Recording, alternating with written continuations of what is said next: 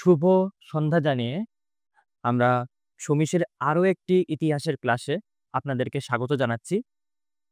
তো পর্বে আমরা দেখেছি যে ইতিমধ্যে আমরা বিগত পর্বের ক্লাসগুলিতে প্রাচীন ভারতের অনেকটা অংশ নিয়ে আলোচনা করেছি।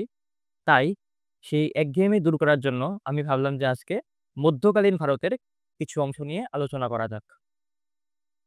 তো আজকে আমাদের যে টপিকটা আছে সেটা হলো establishment and consolidation of Delhi সালতানাত, অর্থাৎ দিল্লি সুলতানির প্রতিষ্ঠা এবং সুদৃঢ়করণ।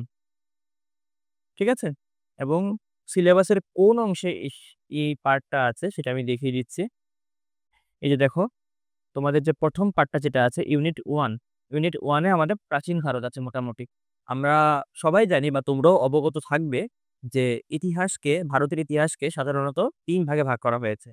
একটা হলো প্রাচীন ভারতের ইতিহাস, একটা হলো মধ্যকালীন ভারতের ইতিহাস, আর একটা হলো আধুনিক ভারতের ইতিহাস। Ancient India, medieval India and modern India. ঠিক আছে? তো যেহেতু আমরা অলরেডি প্রাচীন ভারত বা এনশিয়েন্ট ইন্ডিয়া থেকে অনেকটাই কভার করেছি, তো একটা একঘেয়েমি হয়ে যাচ্ছে বারবার। তো সেটাকে দূর করার জন্যই আজকে আমরা একটু মধ্যকালীন ভারতে আসছি। ঠিক আছে? দেখো, ইউনিট 2 হলো মধ্যকালীন ভারত বা মিডাইভাল ইন্ডিয়া। এই অংশে কি আছে দেখো, establishment and consolidation of Delhi সালতানাত। ঠিক আছে? অর্থাৎ দিল্লি সুলতানির প্রতিষ্ঠা এবং তার সুদৃঢ়করণ। কিন্তু এখানে একটু তারা লিমিটেশন করে দিয়েছে বা লিমিটেড করে দিয়েছে জিনিসগুলি। এটা আখেরে তোমাদের ভালোই হয়েছে। যেরকম with reference to Iltutmish, Razia and Ghiyasuddin Balban. অর্থাৎ ৩ জন সুলতান সম্পর্কে আমাদের ভালো করে পড়তে হবে। অর্থাৎ ৩ জন সুলতানের পরিপ্রেক্ষিতে আমাদের দিল্লি সুলতানি পড়তে হবে। তার যে দিল্লি সুলতানির প্রতিষ্ঠা এবং তার সুদৃঢ়করণ পড়তে হবে। যাই হোক, এই ৩ জনই কিন্তু আমরা দেখতে পাই যে দাস বংশের সুলতান। আ তোমাদের মনে অবশ্যই অনেক প্রশ্ন থাকবে যে দিল্লি সুলতানি কি? এর সময়কালটা কি? দাস বংশ স্যার বললেন এখন, সেটার মানে কি? তো সেই সবকিছুরই আমরা আনসার দেব আজকে।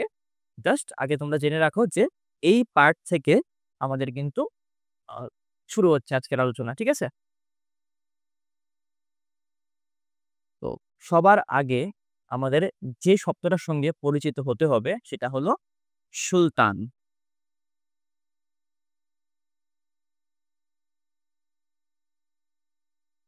ঠিক আছে? সুলতান এই শব্দটা। এই শব্দটার উল্লেখ কিন্তু কুরআনের মধ্যে আছে। ইসলামের যে পবিত্র ধর্মগ্রন্থ কুরআন, তার মধ্যে কিন্তু সুলতান শব্দের বর্ণনা আছে। এবং সুলতান বলতে কি বোঝায়? সুলতান বলতে সাধারণত বোঝায় শক্তি বা সামর্থ্যের প্রতীক। সামর্থ্যের প্রতীক।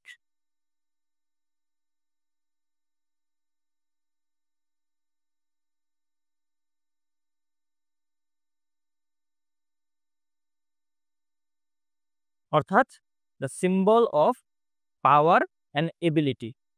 ঠিক আছে? সুলতান শব্দের যে আক্ষরিক অর্থ আছে সেটা হলো শক্তি বা সামর্থ্যের প্রতীক ব্যাপক অর্থে। তবে সংকীর্ণ অর্থে আমরা সুলতান বলতে বুঝি শক্তিশালী শাসক কিংবা স্বাধীন নরপতি বা রাজাকে। ঠিক আছে? এক কথায় আমরা বলতে পারি শাসক। ওকে?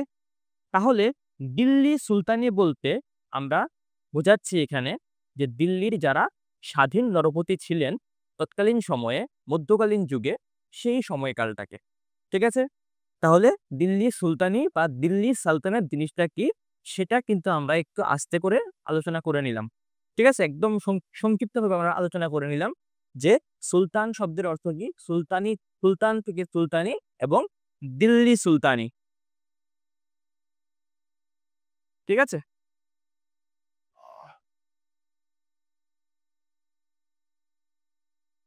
ইংলিশে লিখে দিচ্ছি আমি দিল্লি সালতানাত। দিল্লি সালতানাত।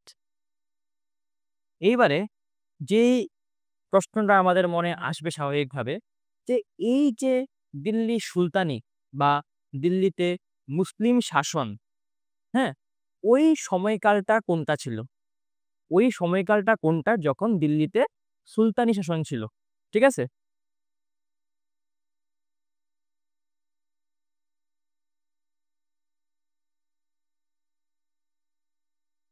তাহলে যে দিল্লি সালতানাত যে ছিল তার সময়কালটা আমরা নির্ধারণ করছি। এখানে দিল্লি সাল দিল্লি সালতানাত, দিল্লি সালতানাত। আসো। এর সময়কালটা ছিল ১২০৬ খ্রিস্টাব্দ থেকে ১৫২৬ খ্রিস্টাব্দ পর্যন্ত। ঠিক আছে? সিই বা এডি দুটাই বলতে পারো। এটা ছিল কিন্তু আমাদের দিল্লি সালতানাতের একটা সময়কাল। এই সময়কালটার মধ্যে দিল্লি থেকে উত্তর ভারত এবং উত্তর ভারতের বিয়ন্ড বা উত্তর ভারতের ঊর্ধ্বে যে সমস্ত জায়গার উপরে শাসন কার্য পরিচালনা করা হয়েছে, সেটাই কিন্তু দিল্লি সালতানাত নামে পরিচিত ছিল। ঠিক আছে? এবার ১৫২৬ সাল কেন? ১৫২৬ সাল কেন?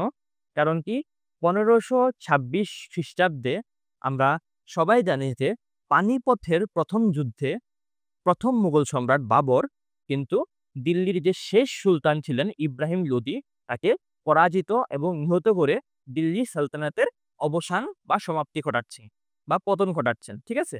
সুতরাং এই ১৫২৬ সাল পর্যন্ত কিন্তু দিল্লি সালতানাতের সময়কাল যেটা শুরু হয়েছিল ১২০৬ খ্রিস্টাব্দ থেকে। এবার শেষটা আমরা জানি, তাহলে শুরু কোনটা? তাহলে শুরুটা কেন ১২০৬ সালে হয়েছিল? সেটাও আমরা আলোচনা করব যখন আমরা এস্টাবলিশমেন্ট বা দিল্লি সালতানাতের প্রতিষ্ঠা সম্পর্কে বিশদে যাব, তখন আমরা এটা নিয়ে আলোচনা করব।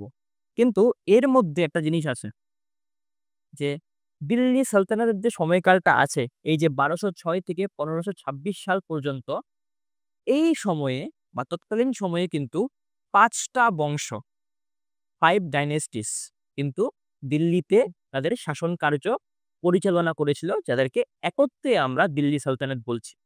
ওদের ৫ টা রাজবংশের শাসনকালকে আমরা কিন্তু একত্রে আমরা দিল্লির সুলতানি যুগ বলছি। এবার এই ৫ টা বংশ কি, কি এবং কোন সাল থেকে কোন সাল, সেটা আমি তোমাদের বোঝার সুবিধার্থে একটু লিখে দিচ্ছি। ঠিক আছে? তো ১ম যেটা আছে সেটা হলো দাস বংশ এবং খুব সম্ভবত এটা ১২০৬ থেকে ১২৯০ সাল পর্যন্ত। ঠিক আছে? তারপর আছে ২ নম্বর, খুব সম্ভবত খলজি বংশ।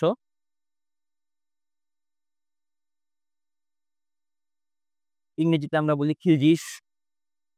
সেটা সম্ভবত ১২৯০ থেকে ১৩২০ পর্যন্ত। ঠিক আছে?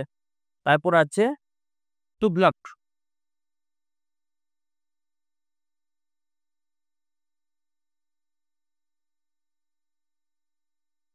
সেটা ১৩২০ থেকে কিন্তু ১৪১৩, কোথাও, কোথাও কিন্তু আবার ১৪১৪ ও দেওয়া আছে। ঠিক আছে? সেই সময় পর্যন্ত। তারপর আছে সৈয়দ বংশ।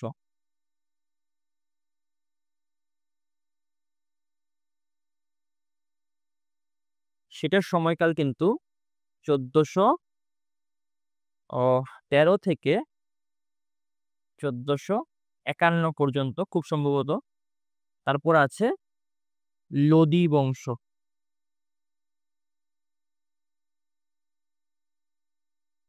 যেটা ১৪৫১ থেকে আমাদের ১৫২৬ পর্যন্ত। তাহলে এই যে ৫ টা বংশ আছে, তাদের একত্রিত যে করে যে সময়কালটা আছে, সেটাকেই কিন্তু আমরা বলছি দিল্লির সুলতানির যুগ। ঠিক আছে? আশা করি এইটুক পর্যন্ত কারোর কোনো সমস্যা নেই। জাস্ট আমি টপিকে ঢোকার আগে একটা প্ল্যাটফর্ম রেডি করছি তোমাদের জন্য, যাতে বুঝতে কোনো রকম সমস্যা না হয়। কারণ কি কনসেপচুয়াল ক্ল্যারিটি না থাকলে কিন্তু শুধুমাত্র কয়েকটা প্রশ্ন উত্তর মুখস্থ করে কিন্তু পরীক্ষা পাস করা একটু কঠিন হয়ে যায়। ঠিক আছে? তো সিলেবাসের অন্তর্ভুক্ত যে ৩ জন সুলতানের কথা বলা হয়েছে তারা সবাই কিন্তু আমাদের দাস বংশেরই অন্তর্ভুক্ত। ঠিক আছে? এবং দাস বংশের সব সুলতান নিয়ে আমাদের হয়তোবা আলোচনা করতেও হবে না।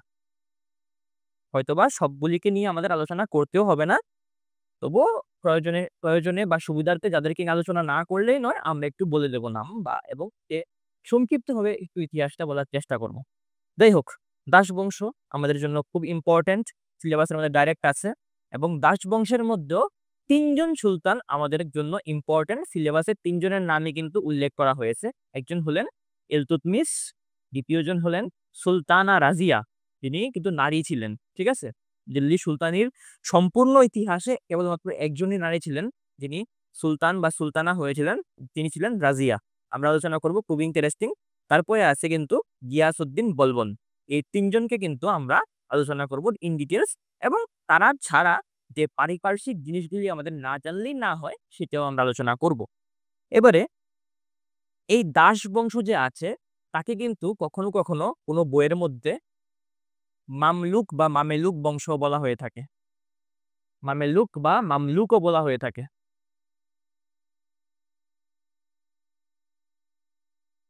এবার ১২০৬ কেন সুলতানি শুরু হয়েছিল সেরকম ভাবে কিন্তু তোমাদের মনেও প্রশ্ন আসতে পারে যে মামেলুক, মামলুক বা দাস বংশ কেন বলা হচ্ছে এই বংশকে?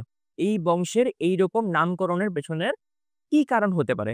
সবকিছুই আমরা ধীরে ধীরে বিভিন্ন পর্বের ক্লাসে একটার পর একটা আমরা আলোচনা করার চেষ্টা করব। দেখব আমরা যে কতটুকু তোমাদেরকে দিতে পারি। ওকে?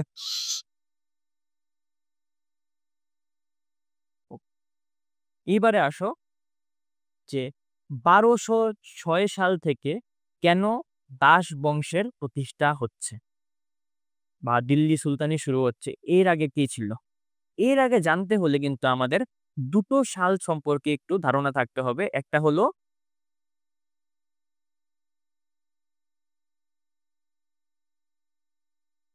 ১১৯১ এবং আরেকটি হলো ১১৯২। যারা ইতিহাসের ছাত্রছাত্রী আছেন তাদের কাছে এই দুটো সাল একদমই অপরিচিত না। তারা ওয়েল ইনফর্মড যে এই দুটো সালে কি হয়েছিল। এই দুটো সালে ভারতবর্ষের ইতিহাসে দুটো যুদ্ধ হয়েছিল, যার মধ্যে এই ২য় যুদ্ধটা কিন্তু ভারতবর্ষের ইতিহাসকে চিরতরে পরিবর্তন করে দিয়েছিল। ঠিক আছে? ১১৯১ খ্রিস্টাব্দে তরাইনের ১ম যুদ্ধ এবং ১১৯২ খ্রিস্টাব্দে তরাইনের ২য় যুদ্ধ। টেট পড়ানোর সময় আমি এগুলি ডিটেইলস আলোচনা করেছি। কিন্তু এসটিজিটি সিলেবাসে যেহেতু তরাইনের যুদ্ধ সম্পর্কে সিলেবাসে কিছু নেই, তাই আমরা একটু সংক্ষিপ্তভাবে আমাদের আলোচনাগুলি রাখার চেষ্টা করব। আমাদের যেতে হবে ডাইরেক্টলি, একদম অ্যাপ্রোচ করতে হবে ইলতুৎমিশকে। কিন্তু ইলতুৎমিশ বোঝার আগে আমাদের যতটুকু পর্যন্ত একটু প্রেক্ষাপট না দিলে না হয়, ব্যাকগ্রাউন্ড না আলোচনা করলে না হয়, পূর্বরাগ আলোচনা করলে না হয়, সেটা আমাদের একটু পড়তে হচ্ছে। ঠিক আছে?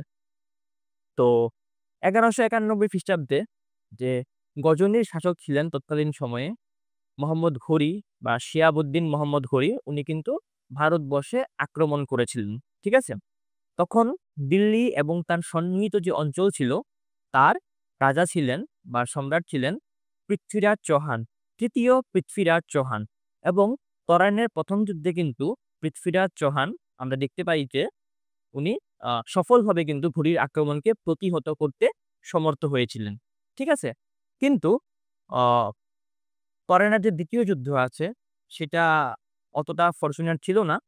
তখন আমরা দেখতে পাই যে পৃথ্বীরাজ চৌহান কিন্তু তরাইনের প্রান্তরে কিন্তু পরাজিত হচ্ছেন এবং মোহাম্মদ ঘুরি কিন্তু দিল্লি অধিকার করে নিচ্ছেন। দিল্লি এবং তার সন্নিহিত অঞ্চল কিন্তু অধিকার করে নিচ্ছেন এবং ওই সময় থেকেই কিন্তু উত্তর ভারত এবং পরবর্তীকালে ভারতবর্ষের মধ্যে একটা ইসলামিক শাসন বা তুর্কি শাসন, ইসলামিক শাসন কথাটা ব্যবহার করা ঠিক নয়। ধর্মীয় জিনিস থেকে আমাদের ইতিহাসটাকে আমরা স্বতন্ত্র রাখার চেষ্টা করি। যে তুর্কি শাসনের একটা কিন্তু বীজ উনি বপন করছেন এবং যার ফলশ্রুতিতেই কিন্তু পরবর্তীকালে ১২০৬ খ্রিস্টাব্দে একটা স্বাধীন দিল্লি সালতানাত বা দিল্লি সুলতানি রাজ্যের জন্ম হচ্ছে। এই যে ১১৯২ থেকে ১২০৬ খ্রিস্টাব্দ, এই সময়কালটাকে আমরা কি কারণে দিল্লি সুলতানেট বলি না? কারণ কি এই সময়কালটা পর্যন্ত যে দিল্লির শাসক ছিলেন, উনি তো ছিলেন গজনিতে মোহাম্মদ ঘুরি। মোহাম্মদ ঘুরির অধীনে তখন দিল্লি এবং উত্তর ভারত ছিল। এটা কোনো স্বাধীন রাজ্য ছিল না। তখন দিল্লি এবং উত্তর ভারতের যে অংশটুকু জয় করেছিল তুর্কিরা, ওরা কিন্তু এই অঞ্চলটাকে তারা গজনির অংশ হিসাবে কিন্তু ধরে নিয়েছিল। তাহলে ভারতবর্ষে কোনো স্বাধীন রাজ্য তখন ছিল না। ইসলামিক কোনো রুলার কিন্তু স্বাধীনভাবে তখন রাজত্ব করতেন না। ঠিক আছে?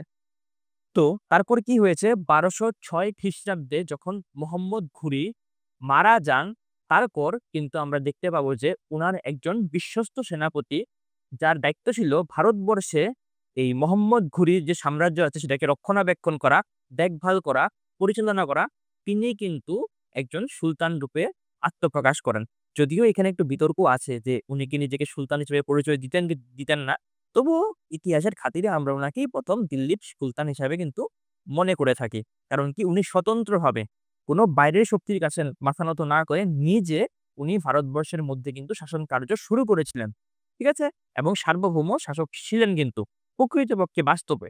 এবার উনি নিজেকে হয়তোবা কখনো সুলতান বলে পরিচয় দেননি। উনি নিজেকে সিপা সালার বলে পরিচয় দিতেন বা আরো কিছু ছিল বলে আমরা আলোচনা করব, বা না করলেও হয়, এতটা ইম্পোর্টেন্ট না যেহেতু ডাইরেক্ট আমাদের নেই। তবে যাই হোক, আসছি আমরা যে বিশ্বস্ত সেনাপতি কুতুবউদ্দিন আইবক। হ্যাঁ? বিশ্বস্ত সেনাপতি কে ছিলেন? কুতুবউদ্দিন আইবক। সেটার মধ্যেও আমরা আসছি। আহ তো এতটুকু ক্লিয়ার কিনা দেখো যে ১১৯২ খ্রিস্টাব্দে তরাইনের ১ম যুদ্ধে তরাইনের ২য় যুদ্ধে আমরা দেখতে পাচ্ছি যে মোহাম্মদ ঘুরি পৃথ্বীরাজ চৌহানকে পরাজিত করে দিল্লি এবং তার সন্নিহিত অঞ্চল জয় করেছে। ঠিক আছে? মনে করো এইটা হলো মোহাম্মদ ঘুরি।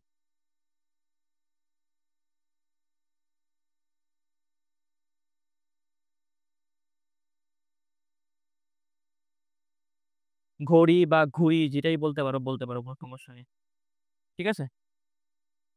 এইবার মোহাম্মদ ঘুরি বা ঘুরির কোনো পুত্র সন্তান ছিল না। ঠিক আছে? উনি তার যে বা দাস সেনাপতিরা ছিল তাদেরকেই পুত্র হিসাবে বা উত্তরাধিকারী হিসেবে দেখতেন। তো সেখান থেকে বেরিয়ে আসছে ৩ জনের নাম। তার ৩ জন বিশ্বস্ত সেনাপতি ছিলেন। ঠিক আছে? এর মধ্যে ১ম জন ছিলেন তাজউদ্দিন।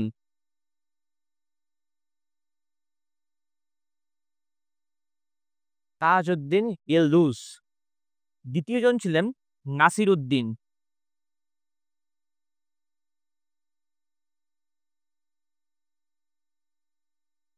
নাসিরউদ্দিন কুবাচা এবং ৩য় ছিলেন কুতুবউদ্দিন,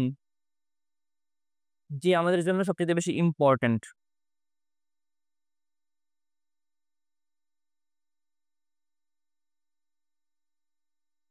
কুতুবউদ্দিন আইবক। ঠিক আছে? এই ৩ জন সেনাপতি কিন্তু ছিলেন তার বিশ্বস্ত সেনাপতি।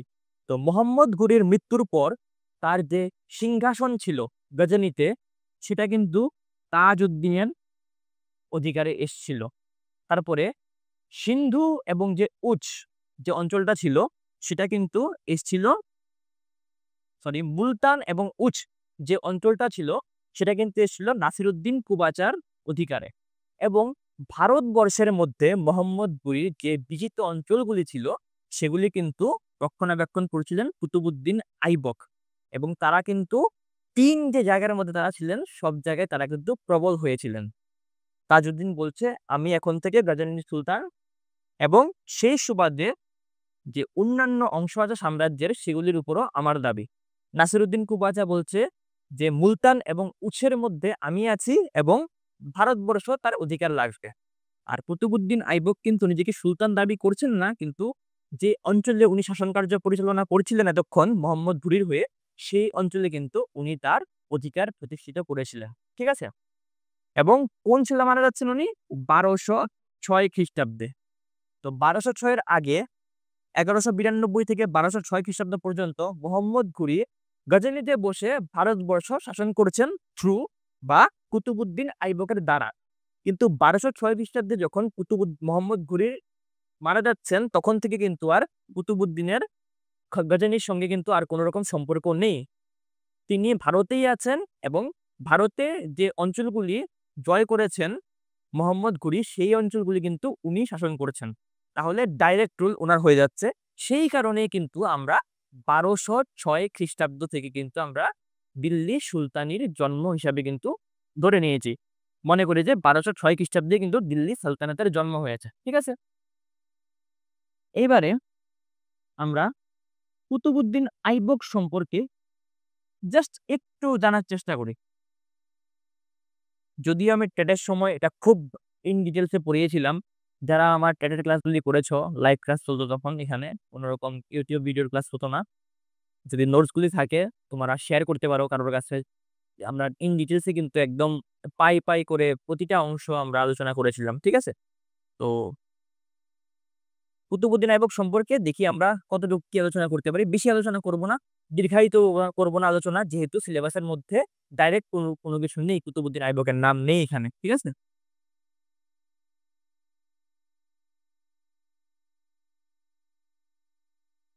কুতুবুদ্দিন আইবক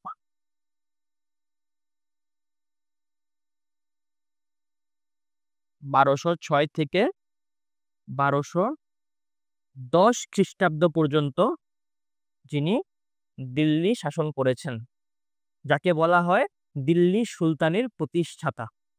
যদিও বা প্রকৃত প্রতিষ্ঠাতা আবার ইলতুৎমিশকে বলা হয়, সেটা আমরা আলোচনা করব ইন ডিটেইল, যেহেতু ইলতুৎমিশ আছে। তো এই অংশতে কি আছে আমরা দেখি একটু। এই যে কুতুবুদ্দিন আইবক আছেন, উনি কিন্তু আইবক বংশ থেকে বিলং করতেন। ঠিক আছে? এবং আইবক শব্দের অর্থ হলো চাঁদের মতো সুন্দর। চাঁদের মতো সুন্দর। যদিও ব্যক্তিগত জীবনে উনি সেই রকম সুশ্রী কিন্তু ছিলেন না। যাই হোক, উনাকে কিন্তু দাস হিসাবে কিনেছিলেন।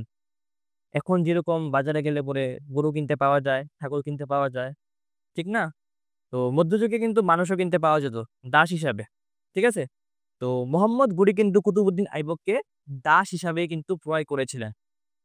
ঠিক আছে? এবং পরবর্তীকালে যখন উনি সামরিক ব্যুৎপত্তি এবং বুদ্ধির পরিচয় দিয়েছিলেন, তারপর ধীরে, ধীরে কিন্তু তার পদোন্নতি শুরু হয়। ১ম এ উনি হন আ আমির-এ আখনুর আমির-এ আখনুর। আমির-এ আখনুর হলো অশ্বশালার প্রধান। অর্থাৎ ক্যাভেলরি যে আছে, যে হর্স স্টেবল, তার হেড। ঠিক আছে?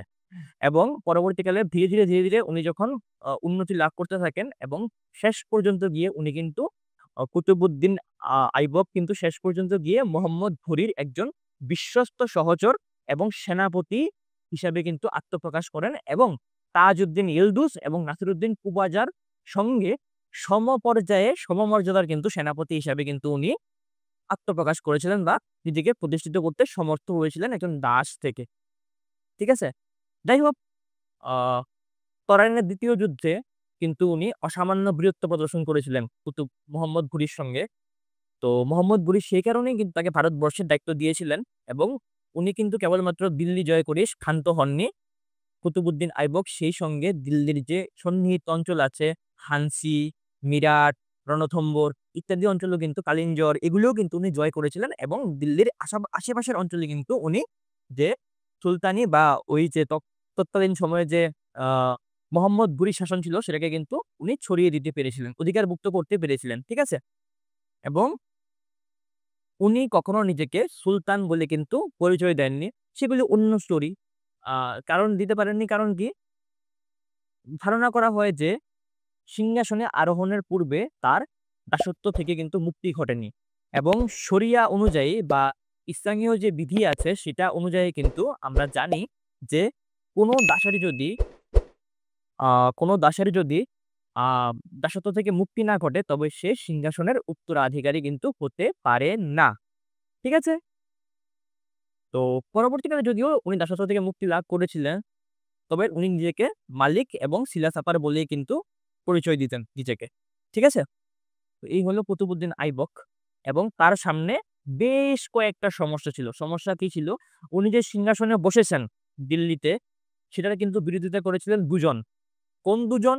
একজন হলেন তাজউদ্দিন ইলদুস, যিনি গজনিতে সিংহাসনে বসেছিলেন এবং বলছিলেন যে, যেহেতু সি এই ভারতবর্ষ বিজিত অঞ্চল দিল্লি এবং তার সন্নিহিত অঞ্চল গজনির অংশ ছিল মোহাম্মদ ঘুরির সময়কালে, সেই কারণে বর্তমানেও কিন্তু তিনি মানে তাজউদ্দিন ইলদুস কিন্তু বর্তমানে ওই অঞ্চলের শাসক হিসাবে নিজেকে প্রতিষ্ঠা করতে চেয়েছিলেন। সেই সঙ্গে যে নাসিরউদ্দিন কুবারও ছিলেন, সেও কিন্তু দিল্লির উপর তার দাবি তুলে ধরেছিল। এই সমস্যাগুলি থেকে যাই হোক উনি আপাতত উনি দিল্লি যে সাম্রাজ্য ছিল সেটাকে বাঁচিয়ে রেখেছিলেন। যদিও পরবর্তীকালে এর চূড়ান্ত মীমাংসা কিন্তু ইলতুৎমিশের সময় হয়েছিল। আমরা দেখব কিভাবে হয়েছিল। যাই হোক, কুতুবউদ্দিন আইবক সম্পর্কে এতটুকুই। কুতুবউদ্দিন আইবক ১২০৬ খ্রিস্টাব্দে কিন্তু উনি কি করেছিলেন? দিল্লি সুলতানি প্রতিষ্ঠা করেছিলেন এবং যেহেতু উনি দাস ছিলেন সেই কারণে তার নাম অনুসারেই কিন্তু এই বংশের নাম হয় দাস বংশ। আমি ক্লিয়ার? সেই কারণেই কিন্তু উনার নাম অনুসারে এই বংশের নাম হয় দাস বংশ বা মামেলুক বংশ। মামেলুক হলো সেই সমস্ত দাসরা যারা যুদ্ধক্ষেত্রে বা অস্ত্র চালনায় পারদর্শী, যাদেরকে গৃহকর্মের যে পরিচারকের কাজ আছে সেগুলি থেকে পৃথক করে বোঝানোর জন্য মামলুক শব্দটা ব্যবহার করা হয়। ঠিক আছে? এবং ১২১০ খ্রিস্টাব্দে পোলো বা চৌগান খেলার সময় ঘোড়ার পিঠ থেকে পড়ে গিয়ে গুরুতর আহত হন উনি এবং উনি কিন্তু মৃত্যুবরণ করেন। ঠিক আছে? এতটুকু হলো কুতুবউদ্দিন আইবক। তারপর দেখব আমরা আমাদের পরবর্তী ক্লাসে যে কুতুবউদ্দিন আইবকের পর ইলতুৎমিশ কিভাবে এই যে সুলতানি সাম্রাজ্য ছিল সেটাকে সুদৃঢ়করণ করেন। কুতুবউদ্দিন আইবক তো চারাগাছটাকে লাগিয়ে দিয়ে গেছেন। দিল্লি সুলতানি যে চারাগাছ আছে সেটাকে লাগিয়ে দিয়ে গেছে। কুতুবউদ্দিন আইবক দিল্লি সুলতানের যে গাছটা আছে সেটার চারাগাছটাকে রোপণ করে দিয়ে গেছেন। এবার সেটাকে রক্ষণাবেক্ষণ করে বাঁচিয়ে কিভাবে একটা বৃহৎ মহিরুহে পরিণত করা যায় সেই কাজটা কিন্তু করবেন ইলতুৎমিশ এবং আমরা আমাদের পরবর্তী ক্লাসে কিন্তু ইলতুৎমিশ সম্পর্কে বিশদে আলোচনা করব। ঠিক আছে? সবাইকে ধন্যবাদ। দেখা হবে পরের ক্লাসে।